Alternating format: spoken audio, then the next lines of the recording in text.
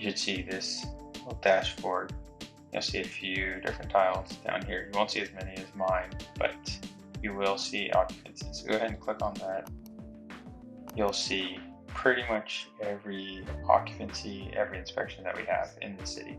So if you're looking up information for a specific address or business, this is where you're going to look. So you can sort them by all these different categories, and you can customize this by moving the columns around.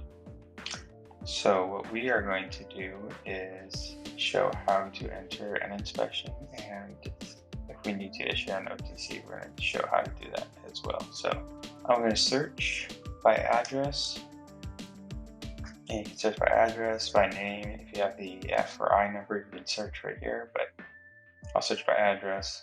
I'm going to be doing City Hall. It tells me the F number, area, occupancy, and the next inspection date, and who it's assigned to. So I'm going to click this little pencil here, and this is all the information that we have in our database on City Hall. So this is essentially what Excella used to be.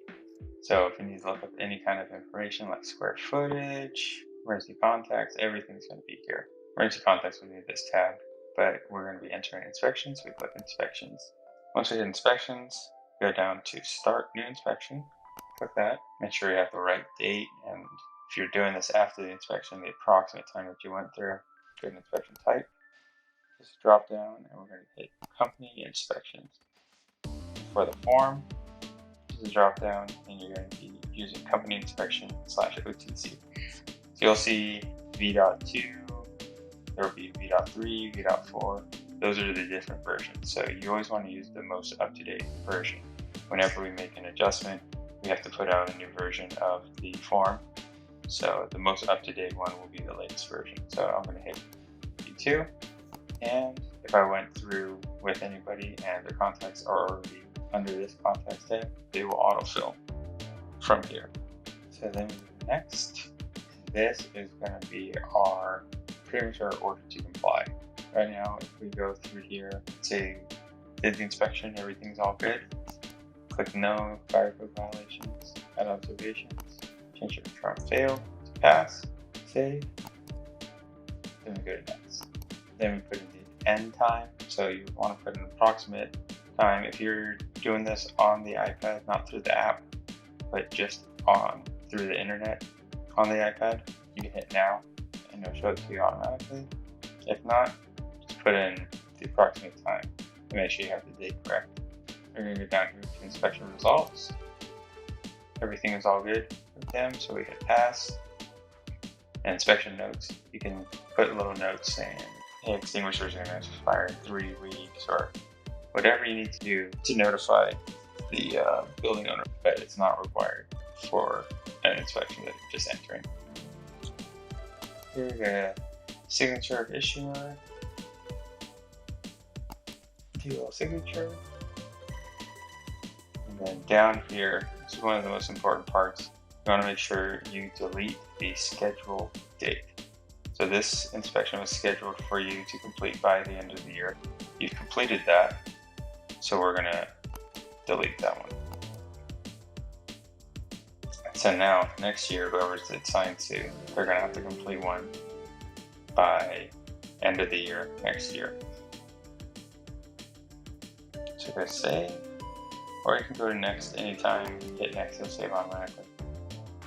Then you want to make sure you authorize it. Authorize is locking it. Can't make any changes unless we go to it and unlock it. If you want to see what you're going to send, go there.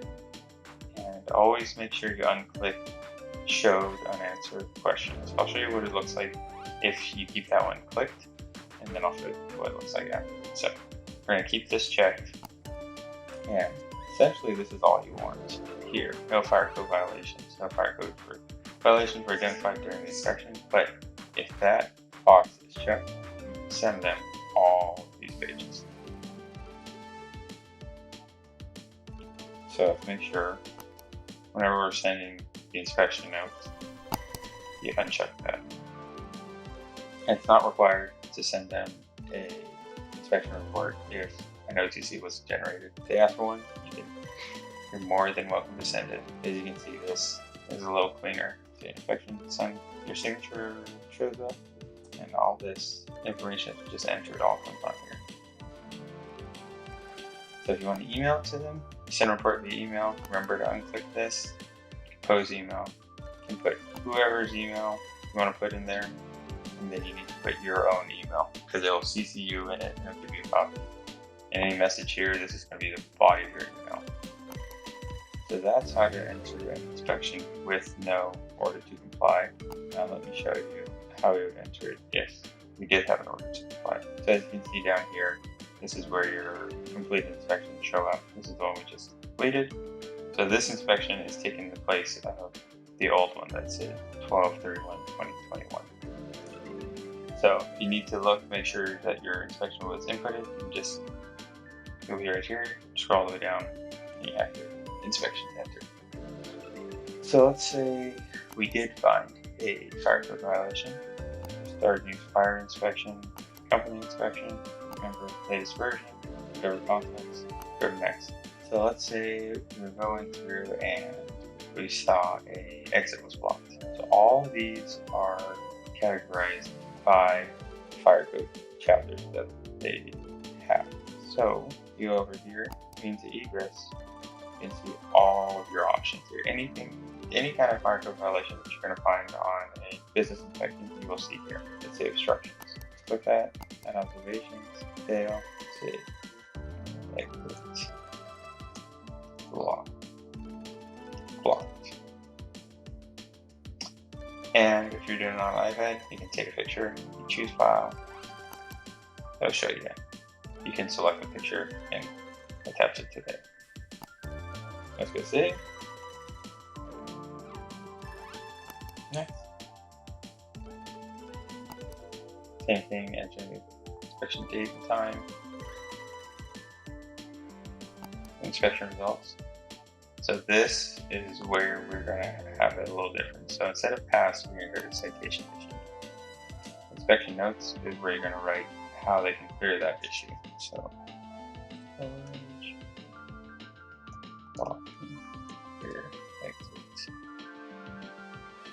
So this will show up on their inspection results.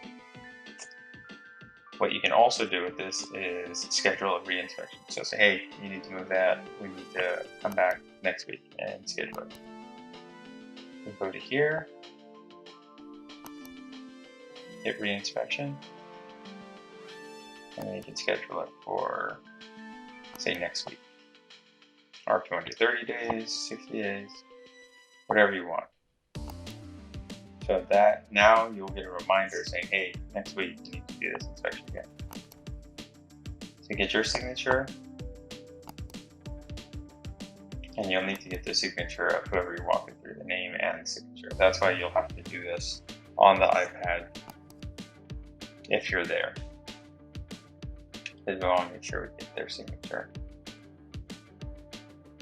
Again, same thing, we would delete the old one if it was here, but since we already deleted it, it's gone. And here's that re-inspection that we just scheduled. So this is for next week. This is telling them, hey, we're going to come back in next week and make sure it's all clear. Go next, I'm going to authorize it. You can print inspection report. Remember, unclick that.